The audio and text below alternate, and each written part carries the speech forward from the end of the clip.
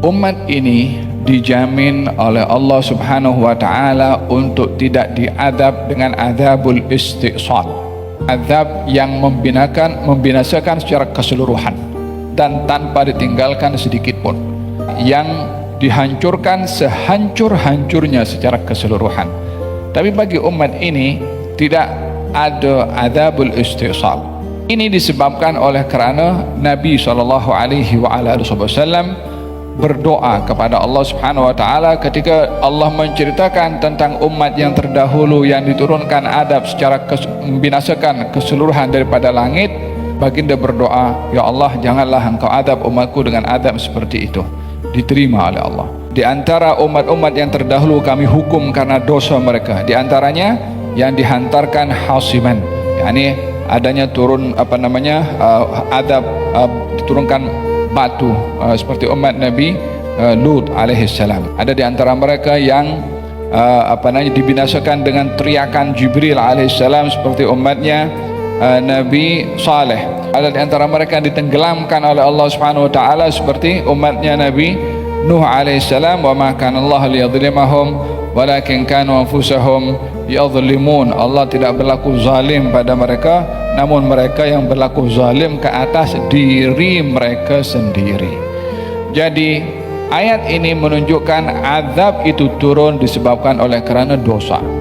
Azab itu turun disebabkan oleh kerana maksiat merajalela bagi umat yang terdahulu. Bagi umat ini ada azab, tetapi tidak seperti umat yang terdahulu.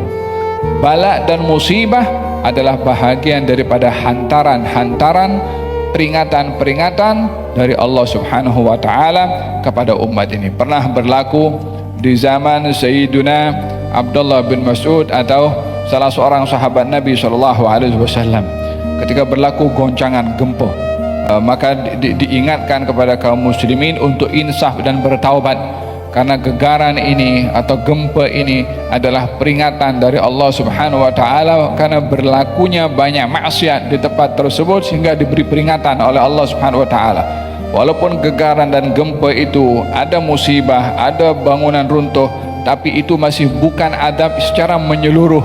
Yang kena pun hanya berbandingkan dengan yang selamat, lagi banyak yang selamat. Diingatkan oleh Allah Subhanahu wa taala dalam ayat ini, katanya, wa in min qaryatin illa nahnu muhlikuha. Tidak ada satu negeri yang penduduknya ingkar dan kufur, melainkan kami akan hancurkan negeri itu sebelum hari kiamat, atau kami azab penduduknya dengan azab yang dahsyat, dengan musibah. Tidak membinasakan secara keseluruhan, tapi musibah mengena kepada keseluruhan. Wa kana dzalika fil kitabi mastura. Yang demikian itu adalah termaktub dalam kitab, yakni dalam Lauhil Mahfuz, dicatat oleh Allah. Apa itu? Janji Allah untuk menghukum kepada sebuah negeri yang di dalamnya penuh dengan maksiat. Kalau kata Sayyidina Abdullah bin Mas'ud mengatakan, idza dhahara zina war riba fi qaryatin adzinallahu fi ihlakiha. Kalau satu negeri itu sudah dipenuhi dengan perzinaan dan juga riba, maka Allah sudah memberi izin kepada malaikat untuk mengadab penduduk negeri tersebut. Takutlah dan khawatirlah kamu kepada fitnah atau musibah yang akan menimpa bukan kepada orang yang zalim sahaja, yang tak zalim pun kena juga. Masing-masing akan dibangkitkan mengikut nawaitu dan juga keadaannya dalam muamalahnya dengan Allah Subhanahu wa taala. Musibah ini boleh ditolak dengan adanya taat. Musibah ini boleh terhenti dengan adanya orang-orang yang beribadah kepada Allah. Oleh sebab itu, keberadaan orang-orang beribadah menjadi penghalang turunnya bala. Walaupun di situ ada maksiat di mana-mana, at least paling tidak, kalau tak boleh melebihi taat daripada maksiat, mengimbangi maksiat dengan taat. Kot barangkali dengan adanya orang taat dan orang-orang beribadah menjadi penghalang turunnya bala. Siti Aisyah pernah bertanya kepada Rasulullah, katanya, anuhlaku wa fina salihun. Ya Rasulullah, boleh ke bala ini turun sementara tengah-tengah kami ada orang yang saleh? Kata Nabi, idza kathural khabath, Kalau maksiatnya lebih banyak daripada taatnya, ya bala boleh menimpa dan musibah boleh menimpa. Bismillahirrahmanirrahim. Alhamdulillahi rabbil alamin, wassalatu wassalamu ala asyrafil anbiya'i wal mursalin sayyidina Muhammadin wa ala alihi wa sahbihi ajma'in, wa ba'du. Nawaina at-ta'allum wa at-ta'lim, tadhakkur wa at-tadhkir, wa an-nafa' wal intifa' wal ifada wal istifada wal hatha ala tamassuki bi kitabillah wa sunnati nabiyhi wa dalalati ila al-khair wa ad-du'a ila al-huda ibtigha'a mardatillahi wa qurbihi wa thawabihi. Amin, Allahumma amin. Meneruskan pengajian tafsirul Quran pada ayat yang ke-58 daripada surat Al-Isra. Allah Subhanahu wa ta'ala menerangkan kepada manusia bahwa apa yang berlaku kepada umat-umat yang terdahulu bukan jauh untuk berlaku kepada kamu juga. Baik hukuman dan musibah yang Allah berikan kepada umat yang terdahulu karena kekufuran mereka, karena degilnya mereka, karena maksiatnya mereka, karena mencabarnya mereka kepada Allah sehingga dibinasakan oleh Allah, itu bukan perkara yang tidak mungkin untuk berlaku kepada kamu kalau kamu punya perangai seperti mereka. Bukanlah kamu teristimewa untuk tidak dihukum, bukanlah kamu boleh menjamin untuk tidak diturunkan bala dan musibah oleh Allah sebelum kamu punya perangai yang menentang Allah dihukum oleh Allah Subhanahu wa ta'ala. Menariknya pada ayat ini Allah Subhanahu wa ta'ala memberikan satu kepastian bahwa yang berbuat seperti umat-umat yang terdahulu dan dibinasakan oleh Allah itu ramai, bermakna tidak teragak-agak Allah bila ingin menghukum, tidak teragak-agak Allah untuk untuk memberikan musibah dan bala serta bencana kepada umat ini bila punya sifat seperti orang-orang yang terdahulu. Katanya, wa in min qaryatin illa nahnu muhlikuha qabla yaumil qiyamah aw mu'adzibuha adzaban syadida. Berapa banyak dalam Quran itu kalau disebutkan berapa banyak, maknanya terlalu banyak. Bila terlalu banyak, maknanya umat sebelum kita itu ramai dan panjang masanya. Kita adalah umat yang terakhir sebagai umat Nabi Muhammad SAW. Oleh sebab itu di dalam Quran ketika diceritakan tentang Nabi, Allah berfirman, sebahagian Nabi kami ceritakan, sebahagian yang lain kami tidak ceritakan. Yang tidak diceritakan oleh Allah lebih ramai daripada yang diceritakan. Kita wajib beriman kepada 25 Nabi dan Rasul, tapi bukanlah jumlah Nabi dan Rasul hanya 25. Sebab Allah bagi tahu sebahagian diceritakan, yaitu yang ada dalam Quran, sebahagian yang tidak diceritakan itu hanya Allah Subhanahu wa ta'ala yang tahu. Jadi kita beriman kepada Nabi yang wajib kita imani yang diceritakan 25, kita beriman juga adanya Nabi yang tidak diceritakan tanpa kita menentukan berapa jumlahnya karena Allah tidak menyebutkan berapa jumlah mereka. Intinya setiap Nabi diutus itu mempunyai tanggung jawab untuk menyampaikan kepada umatnya. Daripada sekian banyak Nabi baik yang diceritakan oleh Allah, kemudian umatnya ingkar dan diturunkan bala dan bencana seperti umat Nabi Saleh, umat Nabi Hud, umat Nabi Musa dan nabi-nabi yang terdahulu yang dibinasakan oleh Allah Subhanahu wa ta'ala. Belum lagi nabi-nabi yang diutus yang tak diceritakan oleh Allah, yang umatnya pun ingkar, dibinasakan oleh Allah Subhanahu wa ta'ala. Kamu pun kalau melakukan perbuatan yang sama seperti mereka, musibah juga akan menimpa kepada kamu. Hanya perbezaannya adalah umat ini dijamin oleh Allah Subhanahu wa ta'ala untuk tidak diadab dengan adzabul istisal. Adzabul istisal itu adalah azab yang membinasakan secara keseluruhan dan tanpa ditinggalkan sedikit pun, seperti berlaku kepada umatnya Nabi Nuh alaihissalam yang dibinasakan oleh Allah Subhanahu wa ta'ala. Berlaku kepada umatnya Nabi Saleh, dibinasakan semua oleh Allah Subhanahu wa ta'ala. Umatnya Nabi Hud kaum Ad dibinasakan semua oleh Allah Subhanahu wa ta'ala. umatnya Nabi Lut dibinasakan semuanya oleh Allah Subhanahu wa taala, diangkat pergi ke langit, dibanting seperti ini oleh Allah Subhanahu wa taala. Ini namanya adzabul istisal, azab yang dihancurkan sehancur-hancurnya secara keseluruhan. Tapi bagi umat ini tidak ada adzabul istisal, tidak ada azab yang membinasakan seluruh umat ini. Ini disebabkan oleh kerana Nabi SAW berdoa kepada Allah Subhanahu Wa Taala ketika Allah menceritakan tentang umat yang terdahulu yang diturunkan adab secara membinasakan keseluruhan daripada langit. Allah baginda berdoa, ya Allah, janganlah engkau adab umatku dengan adab seperti itu. Diterima oleh Allah. Kemudian diceritakan tentang umat yang dibinasakan oleh Allah dengan ditenggelamkan. Kita ada beberapa azab yang ditunjuk oleh Allah kepada umat yang terdahulu. Dalam Al-Quran Allah berfirman, wa kullan akhadna bidambihi faminhum man arsalna alaihim hasiban. Di antara umat-umat yang terdahulu kami hukum karena dosa mereka, di antaranya yang dihantarkan hasiban, yakni adanya turun adab, diturunkan batu seperti umat Nabi Lut alaihissalam. Wa minhum man akhadatu sayhatu, ada di antara mereka yang dibinasakan dengan teriakan Jibril alaihissalam seperti umatnya Nabi Saleh. Wa minhum man khasafna bihil ardah, di antara mereka ada yang ditenggelamkan oleh Allah dengan dibuka bumi, masuk semua terus dilipat seperti ini oleh Allah Subhanahu wa taala. Wa minhum man aghraqna, ada di antara mereka yang ditenggelamkan oleh Allah Subhanahu wa taala seperti umatnya Nabi Nuh alaihissalam. Wa ma kana Allah liyadhlimahum walakin kanu anfusahum yadhlimun. Allah tidak berlaku zalim pada mereka, namun mereka yang berlaku zalim ke atas diri mereka sendiri. Jadi ayat ini menunjukkan azab itu turun disebabkan oleh kerana dosa.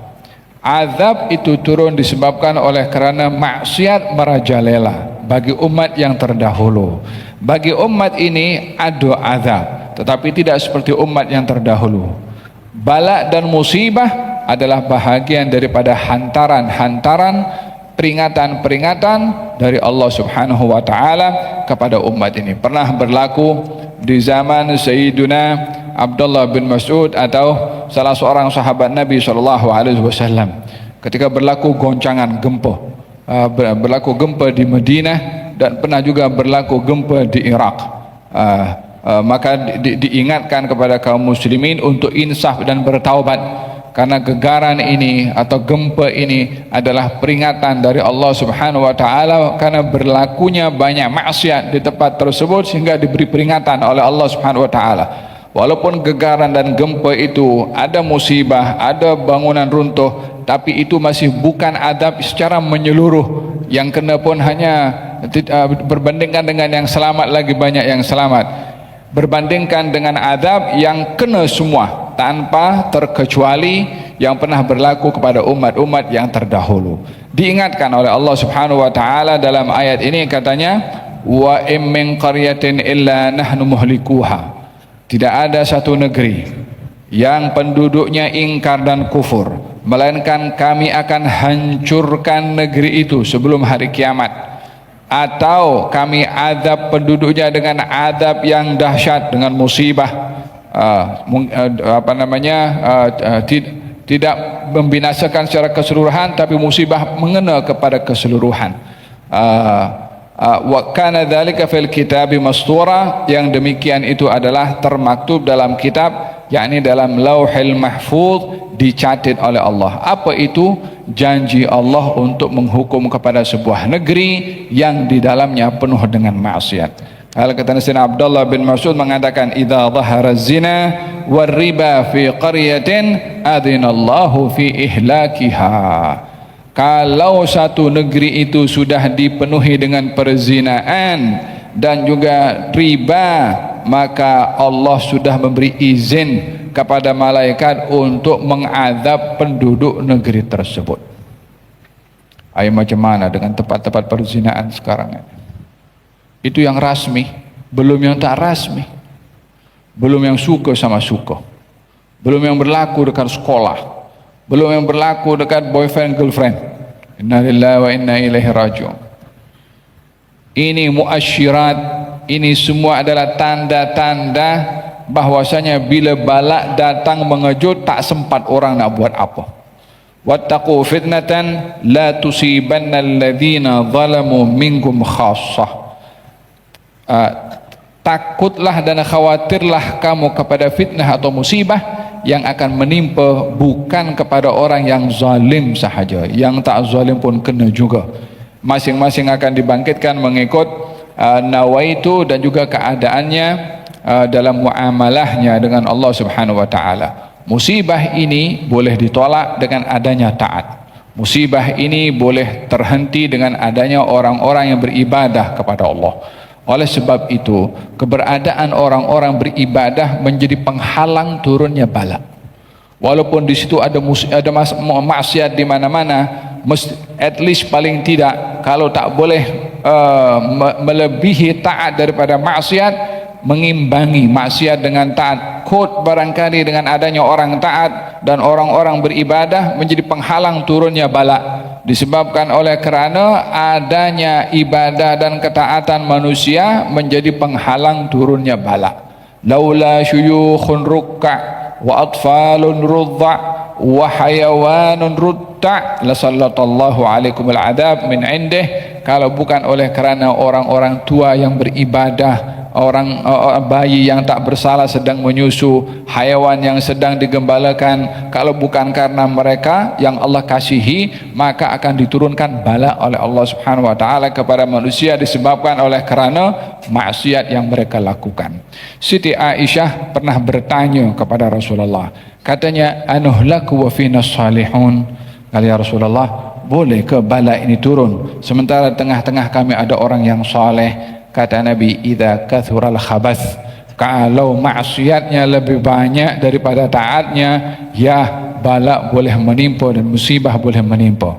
Oleh sebab yang demikian, adanya majlis seperti ini adalah menjadi sebab bala itu ditolak oleh Allah Subhanahu wa taala dan musibah diangkat oleh Allah Subhanahu wa taala dengan munajat, dengan amal baik, dengan taat kepada Allah Subhanahu wa taala. Kalau maksiat boleh menjadi sebab turunnya bala, taat boleh menjadi sebab turunnya rahmat dari Allah Subhanahu wa taala. Tak mungkin maksiat bala turun kalau taat rahmat tak turun, tidak mungkin. Mesti justru Allah suka kepada amal kebaikan dan ketaatan untuk diturunkan rahmat. Oleh sebab itu kenapa dalam hadis tidak ada golongan manusia yang berhimpun di rumah Allah membaca Quran bertadarus melainkan rahmat turun, sakinah turun, malaikat turun. Kalau rahmat turun, sakinah turun, rahmat turun, malaikat turun, mana akan bala akan turun?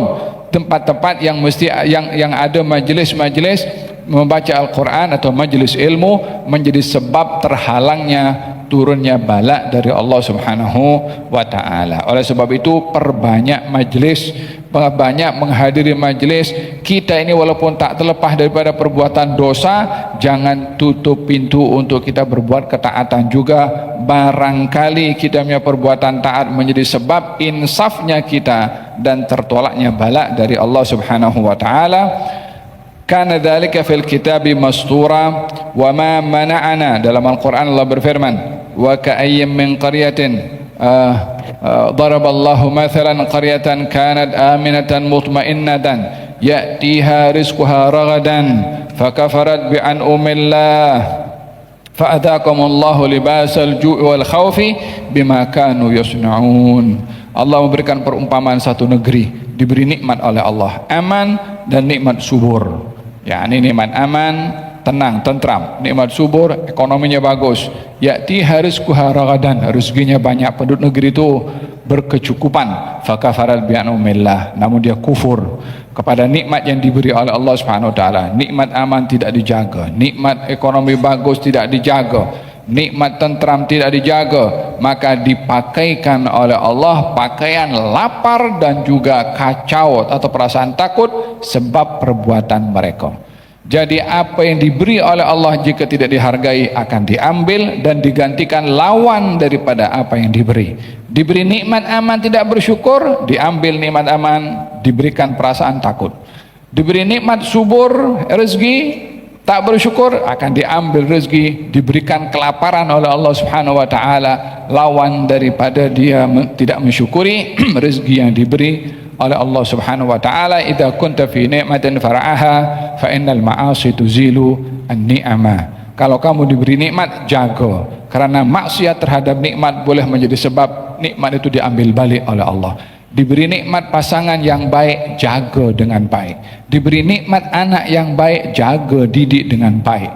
Diberi nikmat ilmu, amalkan sebelum diambil nikmat itu oleh Allah Subhanahu wa taala. Kalau tidak mengamalkan atau tidak mensyukuri nikmat yang diberi oleh Allah Subhanahu wa taala, wa ma mana'ana an nursila bil ayati illa an kadzdzaba bihal awwalun. Tidaklah menghalang kami untuk menurunkan bala dan musibah serta uqubah atau ancaman dan adab, melainkan disebabkan oleh karena orang-orang yang kafir dahulu mendustakan apa yang dibawa oleh para rasul. Yakni Allah Subhanahu wa taala, ayat ini turun kepada baginda Rasulullah sallallahu alaihi wasallam setelah beberapa kaum musyrikin datang kepada Rasulullah, mengatakan kepada Rasul, "Ya Muhammad, kalau kamu boleh jadikan gunung Safa ini jadi emas, kami akan beriman kepada kamu. Yang kami perlukan adalah gunung Safa ini jadi emas yang kami boleh ambil hari-hari, sehingga kami tak perlu pergi berniaga, pergi ke Syam, pergi ke Yaman, jauh-jauh berniaga. Dapat ini menjadi satu gunung emas, dah cukup untuk kami senang hidup." Kata baginda Rasulullah sallallahu alaihi wasallam, "Basit, marhaba. Boleh?" Kemudian didatangi oleh Jibril alaihissalam. Katanya, "Ya Muhammad, Tuhanmu menyampaikan salam kepada kamu. Kalau kamu mahu meminta kepada Allah untuk ini gunung emas atau gunung Safa diubah menjadi emas, ya Allah boleh beri. Tapi kalau kufur umatmu setelah itu akan diadab dengan sehancur-hancurnya." Maka Nabi mengatakan tidak. Kalau begitu jangan. Karena beliau khawatir kalau kufur akan dihancurkan sehancur-hancurnya, semua dibinasakan oleh Allah dan masuk dalam neraka. Sementara Nabi tidak mahu mereka masuk dalam neraka. Kalau mereka tak mahu beriman, biar yang lain beriman. Kalau mereka tidak mahu beriman dengan Nabi memenuhi apa yang mereka inginkan pada saat ini untuk diubah gunung Safa menjadi emas, mungkin akan beriman di masa akan datang dengan kesadaran mereka sendiri, dengan hati mereka sendiri masih ada harapan kepada iman mereka. Yang penting mereka tidak mahu, Nabi tidak ingin mereka diadab oleh Allah karena ingkarnya kepada baginda Rasulullah, walaupun sudah diturunkan mukjizat yang besar oleh Allah Subhanahu wa taala. Demikian janji Allah Subhanahu wa taala dalam Al-Qur'anul Karim ketika mengatakan tentang Nabi Isa. Nabi Isa alaihissalam minta kepada Allah supaya makanan turun daripada langit. Siapa yang minta? Kaumnya. Katanya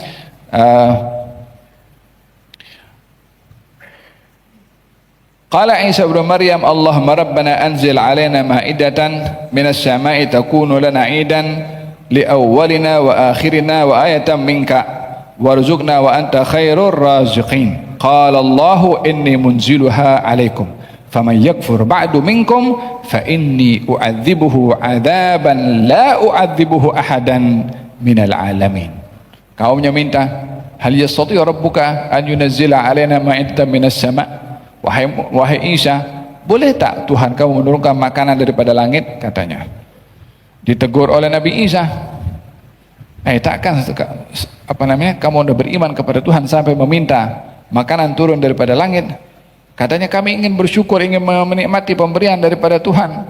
Katanya baru diminta oleh Nabi Isa alaihissalam, wahai Allah, turunkan kepada kami makanan daripada langit.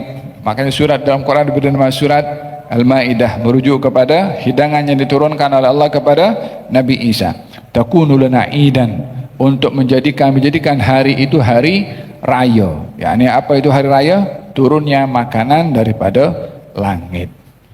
Maksudnya kejadian itu kejadian yang besar. Di sini diambil kejadian-kejadian besar yang merupakan ia satu menampakkan keagungan Allah, itu adalah merupakan hari raya, yakni untuk diambil ibrah. Oleh sebab itu hari raya ini adalah hari kebesaran yang ada kaitan dengan Allah Subhanahu wa taala. Dengan demikian hari raya maknanya lebih luas. Ya, dalam syariat kita itu ada dua hari raya, Fitri dan Idul Adha. Tapi kejadian-kejadian yang besar yang lainnya, hari lahirnya Nabi, hari Isra Mi'rajnya Nabi, Fathu Makkahnya Nabi, semua itu adalah dikatakan hari raya karena besarnya peristiwa itu kejadian di sisi Allah Subhanahu wa taala. Kata Allah Subhanahu wa taala setelah diminta oleh Nabi Isa alaihissalam, katanya, inni munazziluha alaikum, ya saya akan turunkan kepada kamu. Faman yakfur ba'du, tapi siapa di antara mereka kufur setelah kami turunkan makanan daripada langit, sesungguhnya aku akan azab mereka dengan azab yang tak pernah seorang pun diadab sedahsyat itu daripada seluruh manusia. Jadi ini permintaan, kalau diberi ada resiko.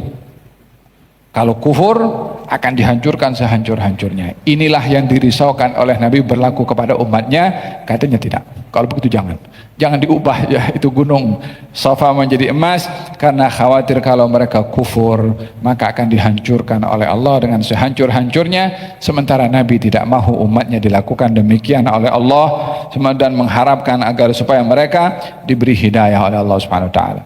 Rabbal alamin ya Rahman ya Rahim, salli Rabbi wa sallim ala khairil mursalin.